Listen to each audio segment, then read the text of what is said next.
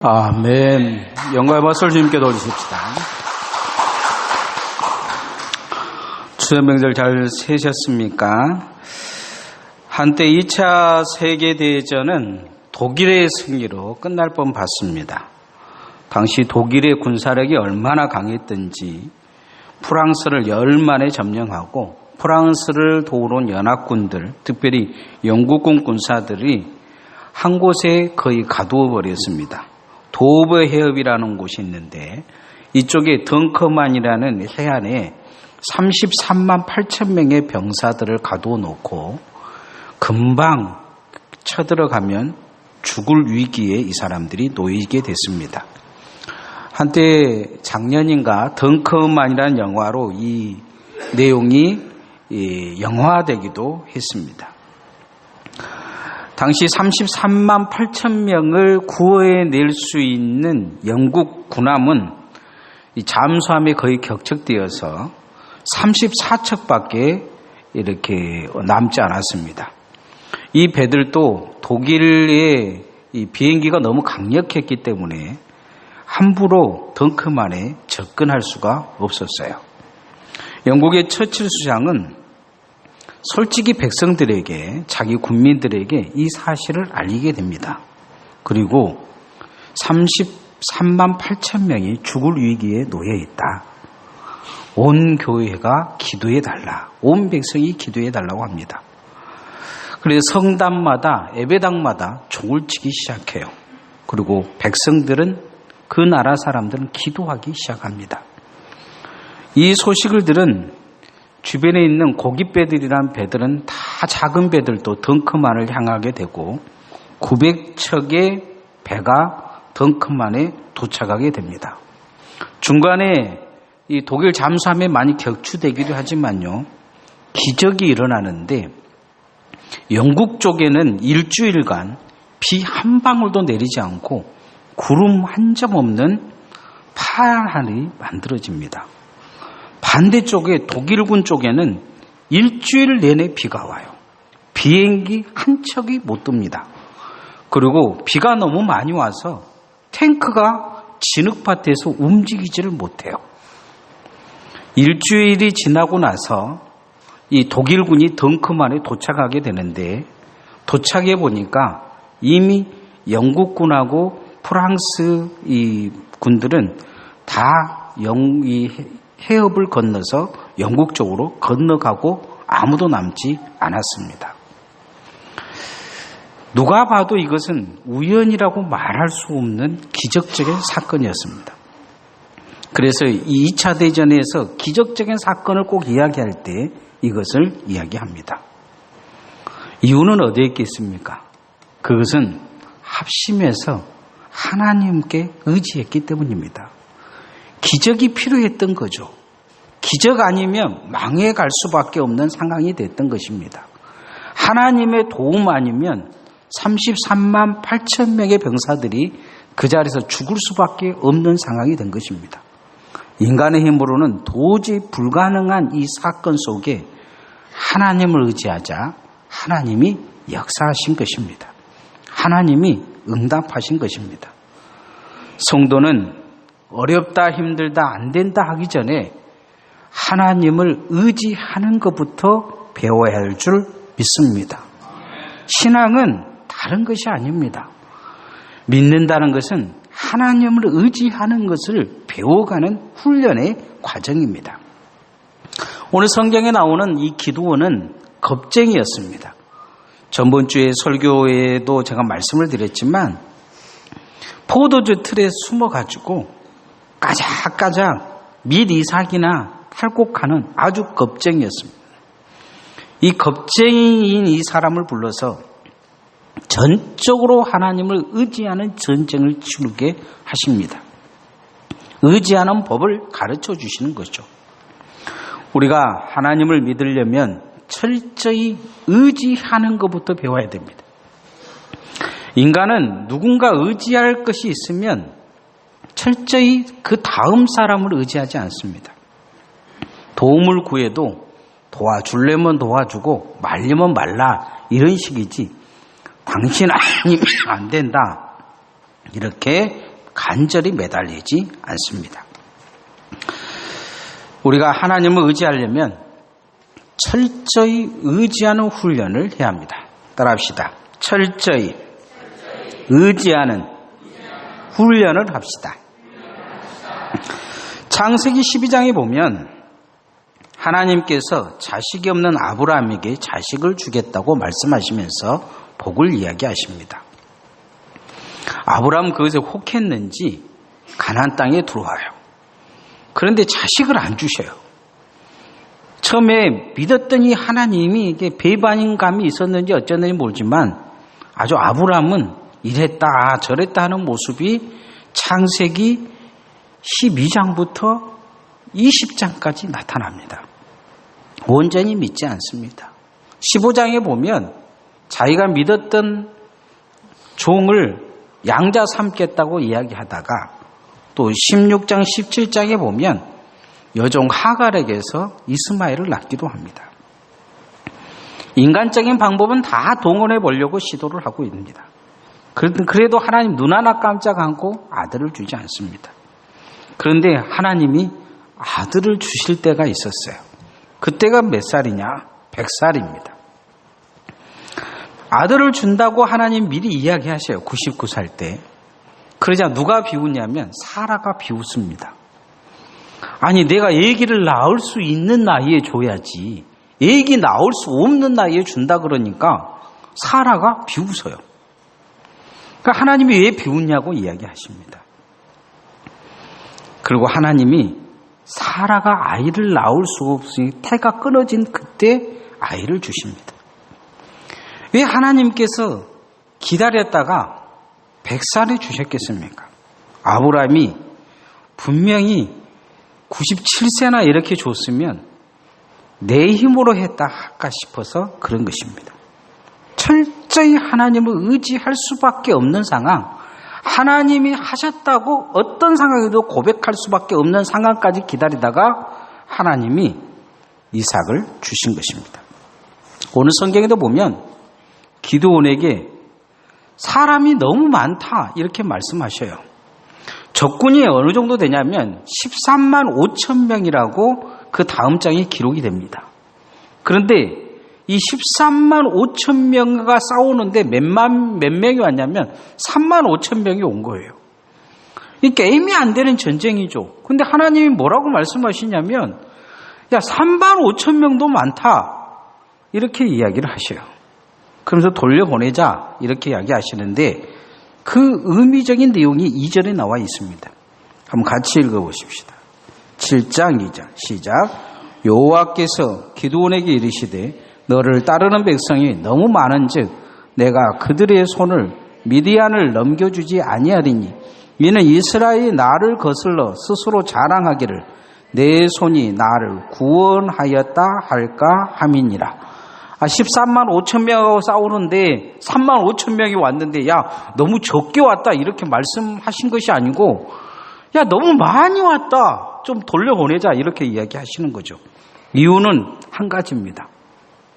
3만 5천 명 정도 돼도 13만 5천 명과 싸워서 이기면 야 그래도 우리가 잘나긴 잘났는갑다. 우리가 싸움을 엄청나게 잘한갑다. 이런 생각할까 싶어서 하나님이 돌려보내시겠다고 말씀하십니다. 은혜를 망각할 줄 알고 자기 힘으로 했다고 할 줄 알고 하나님이 줄이자고 이야기를 하셔요. 사람의 힘이 아닌 전적으로 하나님을 의지하는 법을 기드온에게 이스라엘 백성들에게 가르쳐 주시는 것을 볼 수가 있습니다. 우리 신앙생활이 이래야 될 줄 믿습니다. 기도되려면 하나님을 전적으로 의지해야 됩니다. 예배가 예배되려면 하나님을 전적으로 의지해야 됩니다. 창세기 15장에 아들 주라고 그 띵깡을 놓는데 하나님이 아브라함에게 그런 이야기를 하셔요. 그럼 예배 한번 드려보자. 그러면서 예배를 드리려고 하니까 아브라함이 좀 성질이 난 것 같아요. 뭐 또 달라고 그러면서 막 하다가 중간에 멈춰버려요. 그러고는 잠자버립니다. 자다가 분위기가 좀 이상하니까 깨요. 깨니까 하나님이 하시는 말씀이 딱 한마디 하십니다. 잤냐? 이렇게 말씀하시도 않고 네 후손이 나중에 400년간 이 일로 종살이 할 것이다. 이렇게 말씀하시죠. 다시 말하면 이 일이 하나님 앞에 전적으로 의지했으면 이 순간 하나님이 네 아들 주겠지만 이 일이 어그러지는 것을 통해 네 후손이 어렵게 될 것이다 이야기하시는 중. 예배가 하나님을 전적인 의지가 되지 못하면 예배를 드리지 않는 것만 못할 때가 많습니다. 하나님은 우리가 어떻게 신앙생활 하기를 오냐? 하나님을 하나님답게 믿기를 원하고 계십니다. 예배라는 한 번의 예배가 하나님을 하나님답게 믿으면 이것이 복이 될 줄 믿습니다. 하나님은 어떻게 믿기를 원하오냐? 죽기를 각오하고 믿기를 원하고 계십니다. 기도도 죽기를 각오하고 예배도 그런 믿음으로 서기를 원하고 계시죠. 사나 죽으나 주를 위한 사람이 되기를 원하고 계시죠. 하나님을 믿으려면 죽기를 각오하고 믿어야 됩니다. 예전에 믿음의 사람들은 하나님을 어떻게 믿었느냐? 죽기를 각오하고 믿었어요. 따라서 죽을 각오로 믿어야 합니다. 죽을 각오로 믿어야죠. 여러분 오늘 여러분 앞에 저기 교회 예배당 앞에 예배당 들어오면 한 사람씩 쌀 죽이는 총을 들고 있는 사람이 있다면 몇 사람이나 왔을까? 몇 사람이나 들어왔을 거라 생각하십니다. 전쟁에 나간 병사가 죽을 각오로 싸우지 않으면 그 전쟁에서 살아오지 못한다는 말이 있습니다. 옛날 중국 한나라의 한신이란 유명한 명장이 있었어요.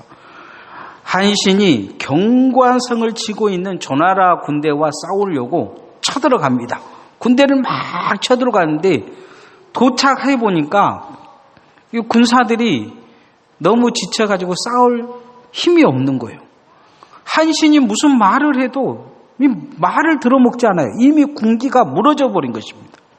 그럴 때 한신이 당장 싸워야 될 상황이 되니까 강을 등지고 군사를 배치합니다. 그래 이 조나라 군대 군사들이 생각하기를 미쳤다고 생각한 거예요. 왜냐하면 보통 싸우려면 강을 앞에다 놓고 싸워야 적군이 강을 건너오면서 막 지쳐가지고 어떻게 이겨볼 방법이라도 있는데 적군이 강을 건너오기 전에 자기가 먼저 강을 건너가갖고 그 건너편에 이렇게 딱 버티고 있는 거예요. 그러니까 다들 미쳤다고 생각하고 적은 쉽게 이긴다고 하고 조나라 군대가 쳐들어옵니다. 그런데 전쟁의 결과는 한신의 군대가 이깁니다. 이유는 강을 등지고 나서 한신이 건너갈 배를 다 불태워버립니다. 건너갈 수 없게 만든 거예요.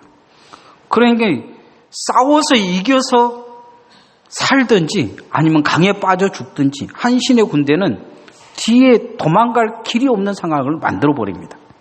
도망갈 군대가 없는 이 군대는 죽기 살기로 싸웁니다. 그래서 결국은 이깁니다. 신앙도 마찬가지입니다. 사단은 죽기 살기로 싸워야 이길 수 있는 존재입니다. 믿음으로 죽을 각오하고 싸워야 합니다. 오늘 우리는 신앙생활이 너무 쉽게 신앙생활하기 때문에 죽을 각오를 하지 않고 신앙생활할 수도 있습니다. 오늘 오후에 이 북한에서 탈출한 이 성도의 동영상을 잠깐 보여줄 텐데 그 할머니가 어렸을 때에 신앙을 가르치면서 뭐라고 이야기했냐면 이 땅에서 한 번 사는 것은 한 번이지만 언젠가는 예수 믿는 것 때문에 꼭 죽게 될 것이다. 그때 죽으면 저 하늘나라에 간다. 이렇게 가르쳤다고 해요. 그래서 그 가족들은 죽음의 위기가 오면 죽겠다는 생각을 먼저 했다는 거죠.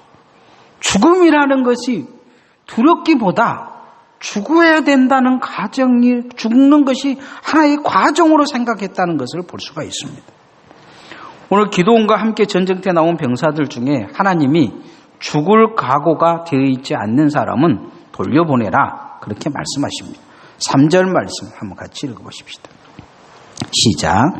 이제 너는 백성의 귀에 외쳐 이르기를 누구든지 두려워 떠는 자는 길리앗산을 떠나 돌아가라 하라 하시니 이에 돌아간 백성이 22,000명이요 남은 자가 10,000명이더라.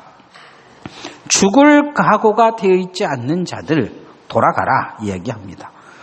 13만 5천 명하고 싸우면서 3만 5천 명 중에서 2만 5천 명이 돌아갑니다. 10,000명 남죠. 이 10,000명은 어떤 사람입니까? 밖에 이게 3만 5천 명이 13만 5천 명 쳐다봤을 때 아마 그 들판에 그냥 머리만 보이고 자기들은 아주 작게 보였을 거예요. 그게 얼마나 겁이 났겠습니까? 돌아가라니까 벌써 2만 5천 명이 도망가 버린 거죠. 얼씨구나. 지금 한번 싸워보겠다 나왔는데 상대가 너무 많은 거예요. 오도 가도 못하는 이 상황에서 하나님이 살 기회를 주신 거예요. 안 죽어도 되겠다 하고 다 2만 5천 명이 돌아갑니다. 10,000명은 어떤 사람입니까? 죽어도 이 자리에서 죽겠다는 사람만 10,000명만 남은 거예요. 바울 사도는 신앙 고백하면서 그런 고백합니다.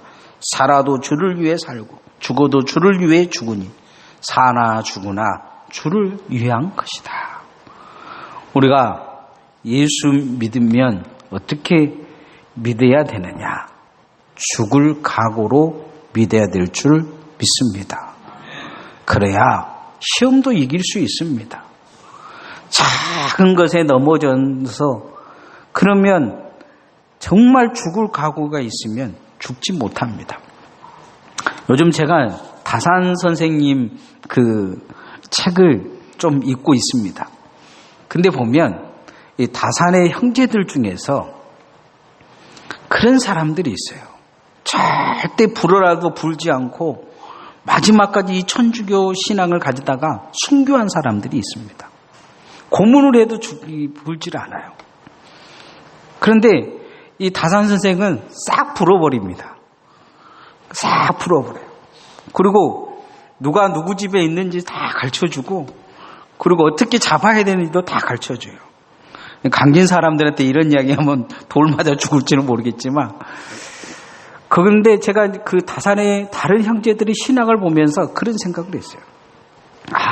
죽을 각오가 되어 있는 사람과 죽을 각오가 되어 있지 않는 사람의 차이는 어디 있느냐.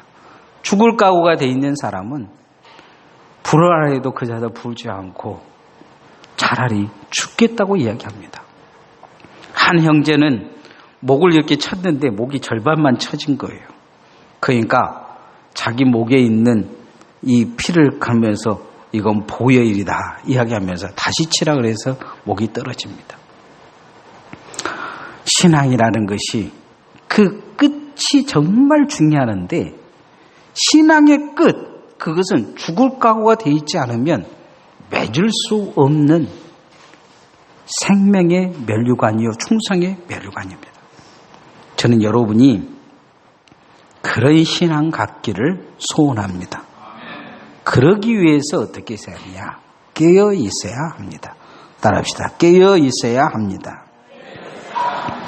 역대상 24장에 보면 역대 왕들 중에서 가장 어린 나이에 7세에 유다의 왕이 된 요아스라는 왕의 이야기가 나옵니다.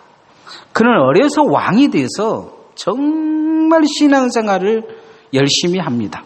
주변에서 막 죽이려고 암살자들도 많고 위기가 있었어요. 그의 할머니가 이방 신을 믿어서 자기 형제들을 싹 죽였는데 혼자 살아남았어요. 그의 고모부 여호야다라는 대제사장을 통해서 그는 신앙을 전수받고 정말로 그가 사는 동안에 긴장하고 신앙생활을 합니다. 그래서 하나님의 도움으로 나라가 태평성대가 돼요. 그가 원하는 대로 모든 것이 이루어집니다. 여호야다가 죽고 나서 이 태평성대가 이루어지는데 갑자기 나태해지기 시작해요. 우상도 섬기고 악행도 저지릅니다. 여호야다의 아들 제사장 스가랴가 왕이시여 그러면 안 됩니다. 정말로 하나님이 당신의 은혜를 주셨을 때를 잊어버리면 안 됩니다. 그러니까 돌로 쳐 죽여버립니다.